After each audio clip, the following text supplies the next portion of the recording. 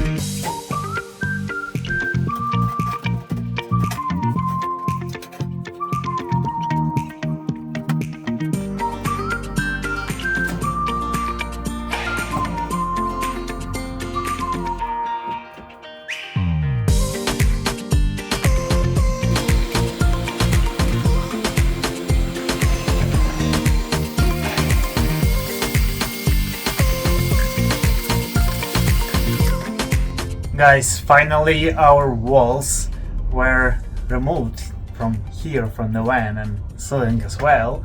Actually it's good use, as I could work on my roof rack, and also it reveals whatever we have behind the walls. But let me explain you in more details what's pros and cons this setup what we have right now. First of all, guys, the most obvious, biggest pros that we have here, it's insulation.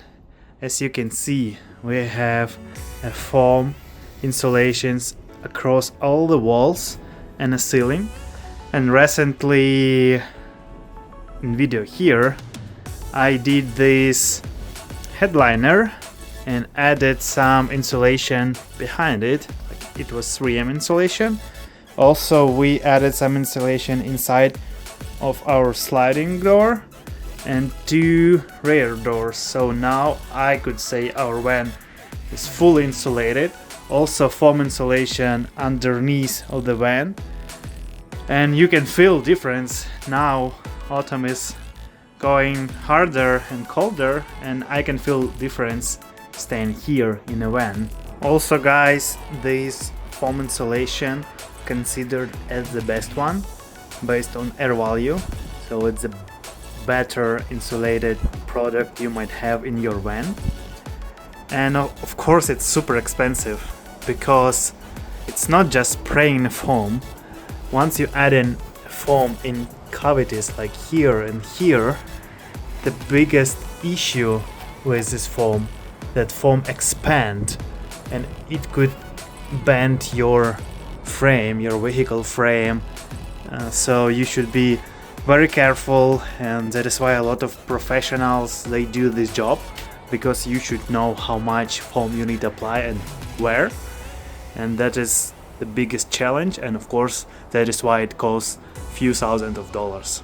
And of course guys, the biggest downgrade we have with these foam walls, that the previous company who did work in a renovation for this van, they did wiring first and then cover everything with the foam, and that is the biggest challenge I have right now, because I need to identify which wires goes where.